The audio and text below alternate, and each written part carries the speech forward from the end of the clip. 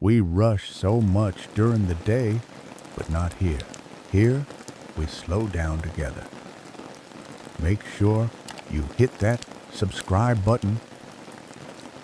By the way, what time is it where you are right now? Things I don't tell anyone. There are things I do that I never talk about, not because they're secrets, not because they're shameful, but because they live in that quiet space between thought and instinct, like how I always rinse my coffee mug twice, even if I just washed it. I don't know when I started doing that or why, but it feels wrong if I don't, or how I sometimes sit in my car for 5-10 minutes after I've parked, just letting the engine click itself back to stillness, watching the world move around me like I'm not quite part of it yet. These aren't habits I've decided on. They're more like small agreements I've made with myself silently over time. Little rituals that keep me tethered. I count steps sometimes too when I'm walking alone, not out loud, just in my head, softly, as if keeping rhythm helps me stay present. I pause at crosswalks even when the street is empty, not because I'm cautious, but because I like the feeling of waiting for something even when I don't need to. And I talk to myself in grocery stores. Not whole conversations, just little nudges. You already have rice. Or, don't forget the olive oil. I whisper it like a friend would, and somehow that makes the aisles feel less cold. I don't know if other people do this. Maybe they do, but I've never brought it up, never asked. There's a comfort in having parts of yourself that belong only to you.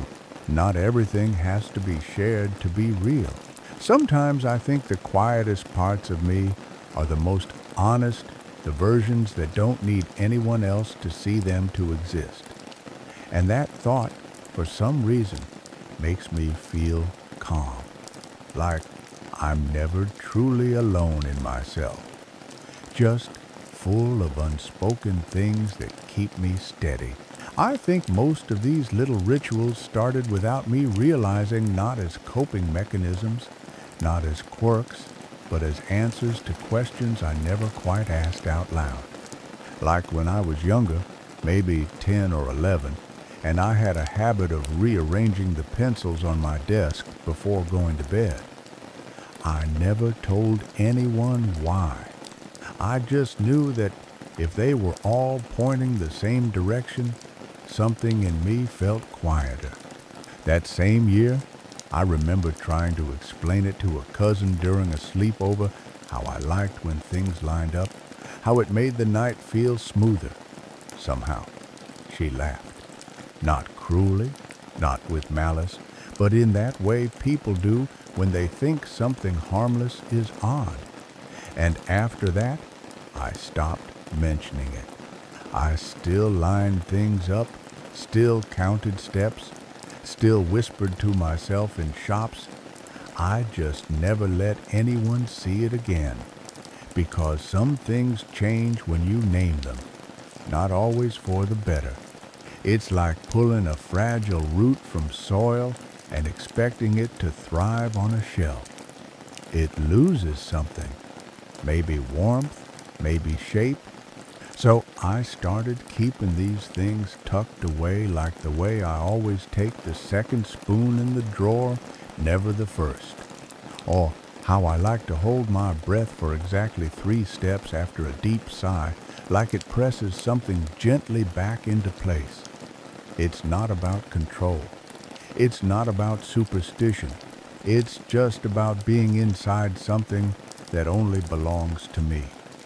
I've come to believe there's a sacredness in not being understood all the way, in having places in yourself that never had to explain themselves to survive. Maybe we all have those spaces. Maybe that's what makes us whole, not how much we share, but how deeply we live with what we don't. It doesn't happen often, but every now and then, someone catches a glimpse of these small things, the habits I keep tucked into the folds of my day. And when they do, there's always a flicker of pause in me, like I'm waiting for the usual tilt of the head, the question, the curious smile. But one time, maybe the only time it stayed with me, it was different. I was making tea in someone else's kitchen, a friend's place. Quiet afternoon, no music playing, just the steady hum of the kettle coming to life. I reached for the second spoon in their drawer out of habit, out of instinct, and I stirred my tea exactly 3 times, clockwise. Then let the spoon rest gently on the edge of the sink, not inside the mug. It wasn't calculated. I didn't even notice I was doing it until I looked up and saw her watching, not staring, not confused, just quietly watching the way people do when something familiar shows up in someone else's rhythm. She didn't say anything. She just nodded, like she understood something wordless, and passed me a small plate for the tea bag without needing to ask. That moment settled into me like warm light through a window. Not because she knew the story behind the habit, she didn't. Not because she shared it, maybe she didn't. But because she didn't treat it like it needed explaining. And that taught me something I hadn't really felt before, that it's possible to be seen without being opened up. That not all noticing has to lead to unraveling. Some of it can just be quiet, understanding. I still stir my tea that way, even alone. And I still reach for the second spoon when no one's watching. But now, I carry that moment too, the one where someone watched me be fully myself and didn't flinch, didn't question, didn't try to name it, just let it be what it was. And that, somehow, made it feel more real than ever. There have been days when I felt like I was unraveling, but no one could see it, not because they didn't care, but because I'd gotten good at holding it together just enough, smiling when I needed to, answering messages with the right tone, saying I'm okay in the way people accept without looking closer. But underneath, there were hours I spent quietly floating, like a tether had come loose and I was watching my own life from somewhere just outside it. And during those days, the ones that pass slowly but leave you tired in a way sleep can't fix, it was the smallest things that kept me here. The weight of a warm mug between my hands, the way the spoon clinked softly against ceramic, folding a towel with careful edges, rearranging the books on my shelf by color, not because it mattered, but because it gave my hands something to do while my heart caught its breath. I'd walk to the corner shop and choose the same brand of tea every time, not out of preference, but out of ritual. And when I'd come home, I'd place the box in the same spot in the cupboard, even though no one else would ever know. It sounds silly, maybe too small to mean anything, but in those quiet, heavy days, those motions became anchors. They reminded me that even when my thoughts felt scattered, my body still knew how to be here, that there was still order somewhere, still softness in the repetition. And maybe that's what these habits are for, not control, not performance, but memory. A memory of stillness, a way to say to myself, without words, you've made it through before. You know how to stay, and when the world feels loud or strange or far away, these little things, these tiny private choices, become the thread I hold on to, not because they solve anything, but because they remind me that I'm still here, still capable of reaching for something gentle, even when nothing else makes sense. There was a time when these habits felt like little shields, soft, almost invisible, but always there between me and the rest of the world. I didn't think of them that way back then. They were just how I moved through the day. But looking back, I can see it clearly now, the way I wrap myself in small repetitions to stay steady. And I don't regret it. In fact, I'm grateful. Those habits held me up before I knew how to hold myself. But lately, something has changed.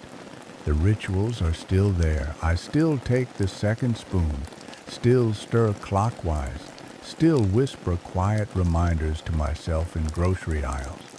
But they no longer feel like armor. They don't feel like something I need in order to feel safe.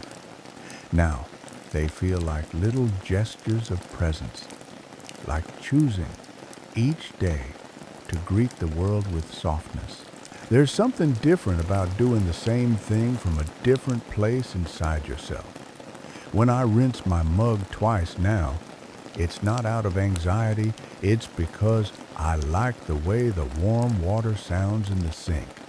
When I sit for a few minutes in my car before heading inside, it's not to avoid the next thing, but to honor the in-between space, the moment of pause before the next rhythm begins. And I think that's growth, even if it's quiet. When the things we once clung to become things we now enjoy, not because they fix us, but because they remind us of who we are when we're not trying to be anything else. I no longer feel the need to explain these habits to anyone. I no longer fear being misunderstood by people who don't notice them. These small things, these unspoken rituals, they belong to me, and now, more than ever, they feel like home.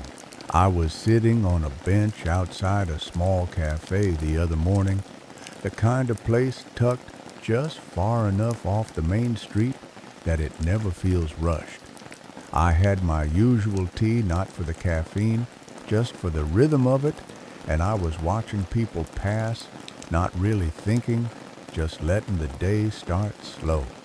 Across from me, at another bench, sat a man maybe in his 60s. He had a worn canvas bag at his feet, a sweater a size too big, and hands that moved like he'd spent his whole life fixing things carefully, deliberately. He unwrapped a small sandwich from a napkin and laid it on his lap like it was something sacred. Then, without hesitation, he opened a tiny notebook, no larger than his palm, and began writing with a pencil. Nothing dramatic, no urgency, just soft movement, write a line, pause, look around, smile to himself, write another. He did this while eating, while sipping what looked like black coffee, while watching the wind shift a few dry leaves across the sidewalk. And in that moment, I felt something open in me. Not because I knew him, I didn't.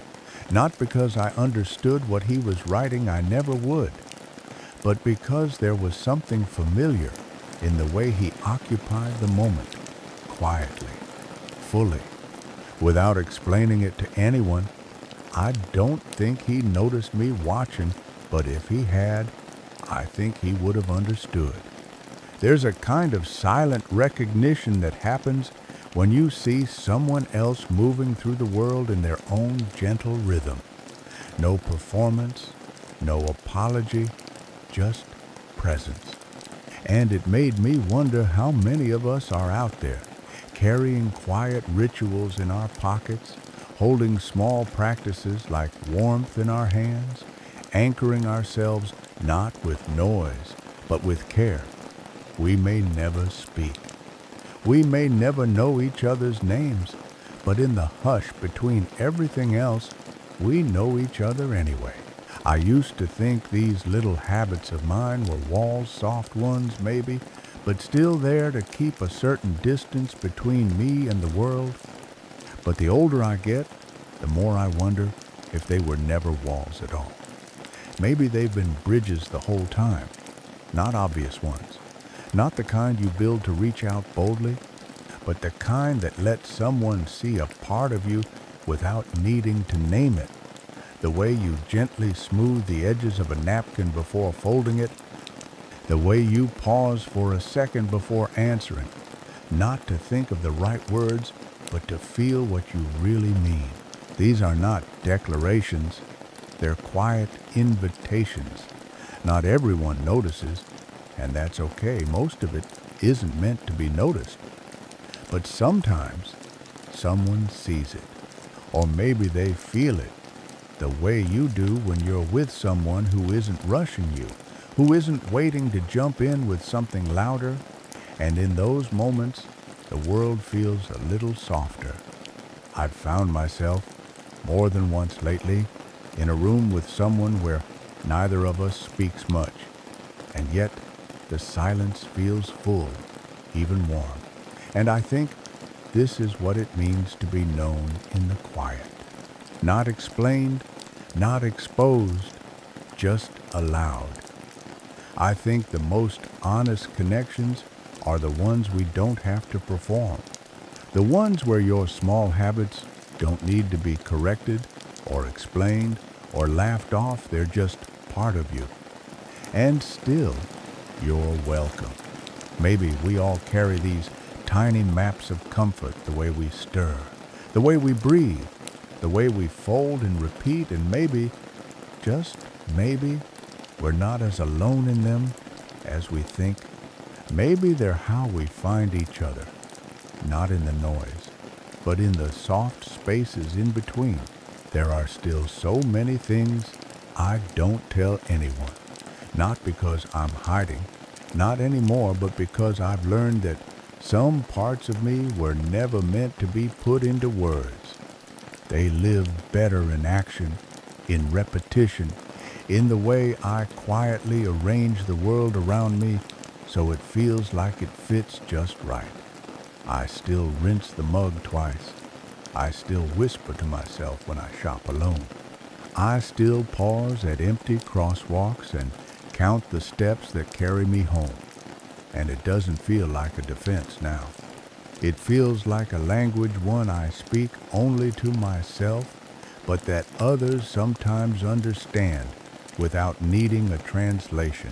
The longer I live, the more I realize that we're all made up of things no one sees. That most of who we are doesn't show up in conversation or photographs, but in the quiet decisions we make when no one's watching. And those small, private truths, the ones we don't broadcast or explain, they matter. They shape the way we hold ourselves, the way we move through each day, the way we care for the world in the tiniest of gestures. And I've come to believe that being known doesn't always mean being revealed. Sometimes it means being allowed to exist gently, exactly as we are, without adjustment, without spotlight, just witnessed and loved anyway. So I'll keep these quiet rituals not as secrets, but as steady reminders that I'm whole, that I'm here, that I don't need to be loud to be real. And if someone sees me, truly sees me, it won't be because I told them everything. It'll be because they noticed the part of me that didn't need to be said at all.